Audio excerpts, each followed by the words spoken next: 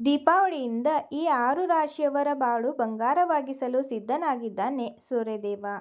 ಜ್ಯೋತಿಷ್ಯದಲ್ಲಿ ಹೇಳುವ ಪ್ರಕಾರ ಸೂರ್ಯನ ಸಂಚಾರ ತುಂಬಾ ವಿಶೇಷವಾಗಿದೆ. ಸೂರ್ಯನು ಶನಿಯ ಅಧಿಪತ್ಯದಲ್ಲಿರುವ ಕುಂಭ ರಾಶಿಯನ್ನು ಪ್ರವೇಶಿಸಿದಾಗ ಅದು ಪ್ರತಿ ರಾಶಿ ಚಕ್ರದ ಮೇಲೂ ವಿಭಿನ್ನ ಪರಿಣಾಮಗಳನ್ನು ಬೀರುತ್ತದೆ. ಇದು ಸಾಮಾನ್ಯವಾಗಿ ಫೆಬ್ರವರಿ ಮಧ್ಯದಿಂದ ಅಂದರೆ ಫೆಬ್ರವರಿ 13ರಿಂದ ಕುಂಭ ರಾಶಿಯಲ್ಲಿ ಸಂಚಾರ ಮಾಡುವುದರೊಂದಿಗೆ ಆರ್ಥಿಕ, ವೃತ್ತಿಪರ ಮತ್ತು ವೈಯಕ್ತಿಕ ಜೀವನದಲ್ಲಿ ಸಾಕಷ್ಟು ಬದಲಾವಣೆಗಳನ್ನು ತರಲಿದೆ. ಮೊದಲನೇ ರಾಶಿ ಮೇಷರಾಶಿ. ಸೂರ್ಯನು ನಿಮ್ಮ 11ನೇ ಮನೆಯಲ್ಲಿ ಸಂಚರಿಸುತ್ತಾನೆ. ಇದು ಲಾಭದಾಯಕ ಸ್ಥಾನವಾಗಿದೆ. ಸೂರ್ಯದೇವನ ಅನುಗ್ರಹದಿಂದಾಗಿ ಶೈಕ್ಷಣಿಕ, ಚಲನಚಿತ್ರೋದ್ಯಮ, ಬ್ಯಾಂಕಿಂಗ್, ಕಾರ್ಮಿಕ ಹಾಗೂ ಕೃಷಿಕರ ಸಂಪತ್ತು ದ್ವಿಗುಣವಾಗಲಿದೆ.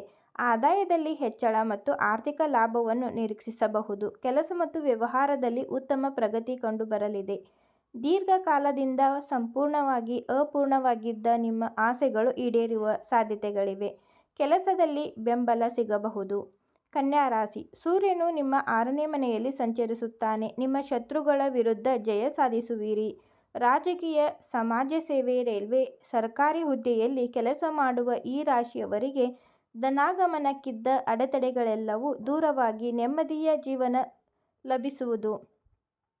ಕೆಲಸದ ಸ್ಥಳದಲ್ಲಿ ನಿಮ್ಮ ಕಾರ್ಯಕ್ಷಮತೆ ಸುಧಾರಿಸುತ್ತದೆ. ನ್ಯಾಯಾಲಯದ ಪ್ರಕರಣಗಳಲ್ಲಿ ಯಶಸ್ಸು ಸಿಗುವ ಸಾಧ್ಯತೆ ಉಂಟು. ಆರೋಗ್ಯದಲ್ಲಿ ಸುಧಾರಣೆ ಕಂಡುಬರಲಿದೆ. ಈ ಸಮಯದಲ್ಲಿ ಸಾಲದ ವ್ಯವಹಾರಗಳಿಂದ ದೂರವಿರುವುದು ಒಳಿತು. ವೃಷಭ ರಾಶಿ. ಸೂರ್ಯನು ನಿಮ್ಮ 10ನೇ ಅಂದರೆ ಕರ್ಮದ ಮನೆಯಲ್ಲಿ ಸಂಚರಿಸುತ್ತಾನೆ. ನಿಮ್ಮೆಲ್ಲ ಕಷ್ಟಗಳಿಗೆ ಸೂರ್ಯದೇವನಿಂದ ಪರಿಹಾರ ಸಿಗಲಿದೆ. ಹಣಕಾಸು, ದಾಂಪತ್ಯ ಕಲಹ, ವೃತ್ತಿಯಲ್ಲಿ ಒತ್ತಡದಂತಹ ಸಮಸ್ಯೆಗಳೆಲ್ಲವೂ ದೂರವಾಗಲಿದೆ. ವೃತ್ತಿ ಜೀವನದಲ್ಲಿ ದೊಡ್ಡ ಯಶಸ್ಸು ಮತ್ತು ಮನ್ನಣೆ ಸಿಗುವ ಸಾಧ್ಯತೆ ಉಂಟು. ನಿಮ್ಮ ಸ್ಥಾನಮಾನ ಮತ್ತು ಘನತೆ ಹೆಚ್ಚಾಗಬಹುದು. ಸರ್ಕಾರಿ ಸಂಬಂಧಿತ ಕೆಲಸಗಳು ಪೂರ್ಣಗೊಳ್ಳಲಿವೆ. ನಿಮ್ಮ ವೃತ್ತಿಯಲ್ಲಿ ಸಾಕಷ್ಟು ಪ್ರಗತಿ ಕಂಡುಬರಬಹುದು. ದಾಂಪತ್ಯ ಜೀವನ ಸುಖಮಯವಾಗಿರಲಿದೆ. ಧನುರಾಶಿ. ಸೂರ್ಯನು ನಿಮ್ಮ 3ನೇ ಮನೆಯಲ್ಲಿ ಸಂಚರಿಸುತ್ತಾನೆ. ಇದರಿಂದಾಗಿ ನಿಮ್ಮ ಧೈರ್ಯ, ಶೌರ್ಯ ಮತ್ತು ಆತ್ಮವಿಶ್ವಾಸ ಹೆಚ್ಚಾಗುತ್ತದೆ. ಉದ್ಯೋಗ ಸ್ಥಳದಲ್ಲಿ ನಿಮಗೆ ಬೆಂಬಲ ಸಿಗಲಿದೆ. ಸಣ್ಣ ಪ್ರಯಾಣಗಳು ಮತ್ತು ಹೊಸ ಪ್ರಯತ್ನಗಳಲ್ಲಿ ಯಶಸ್ಸು ನಿಮ್ಮದಾಗುವುದು. ಬರವಣಿಗೆ ಮತ್ತು ಸಂವಹನಕ್ಕೆ ಸಂಬಂಧಿಸಿದ ಕ್ಷೇತ್ರಗಳಲ್ಲಿ ಲಾಭವಿದೆ. ನಿಮ್ಮ ಶ್ರಮಕ್ಕೆ ತಕ್ಕ ಪ್ರತಿಫಲವನ್ನು ನೀವು ಪಡೆಯುವಿರಿ.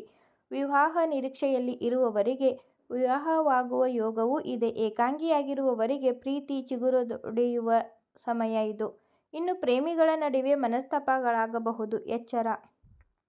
ಮಿಥುನ ರಾಶಿ. ಸೂರ್ಯನು ನಿಮ್ಮ 9ನೇ ಮನೆ ಅಂದರೆ ಭಾಗ್ಯದ ಮನೆಯಲ್ಲಿ ಸಂಚರಿಸುತ್ತಾನೆ.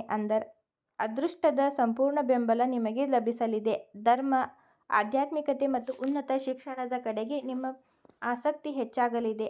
ಮಾಡುವ ಕೆಲಸದಲ್ಲಿ ವೃತ್ತಿ ಮತ್ತು ತೃಪ್ತಿ, ಯಶಸ್ಸು ನಿಮ್ಮದಾಗಬಹುದು.